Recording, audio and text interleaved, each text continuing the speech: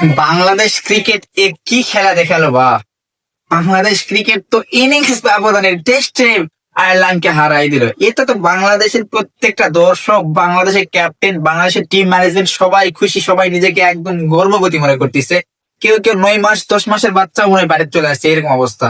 কিন্তু আসলেই কি বাংলাদেশ দল এতটা গর্ববতী হওয়ার কি কোনো প্রশ্ন আসে? কোনো ধরনের কোনো কথা আসে? বাংলাদেশ কার বিপক্ষে খেলছে এটা কি দেখতে হবে না? বাংলাদেশ খেলছে যারা টেস্ট চ্যাম্পিয়নশিপের কোনো ধারে কাছে দলও না, তাদের বিপক্ষে, আয়ারল্যান্ডের বিপক্ষে টেস্টে। টি-20 হলে তাও একটু বলা যায় যে না, আয়ারল্যান্ড টি-20টা অনেক ভালো দল, কিন্তু টেস্টে তো আয়ারল্যান্ড সর্বদাই দুর্বল দল। কিভাবে আয়ারল্যান্ডের সঙ্গে জিতে বাংলাদেশ টিম ম্যানেজমেন্ট নিজেকে গর্ববতী মনে করে আমি বুঝি না। কেউ কেউ 9 মাসের পেটের বাচ্চাও হয়ে গেছে এরকম মনে হচ্ছে। তো এই অবস্থায় যদি বাংলাদেশ ক্রিকেট চলতে থাকে, তাইলে দেখবেন টেস্ট চ্যাম্পিয়নশিপের আগেই সবাই গর্ভবতী অবস্থায় থাকবে, আর কেউ যায় মাঠে খেলতে পারবে না। এই ধরনের দলের বিপক্ষে খেলতে খেলতে সকলেই কি গর্ভবতী হয়ে যাবে, কেউ আর গর্বিত হতে পারবে না।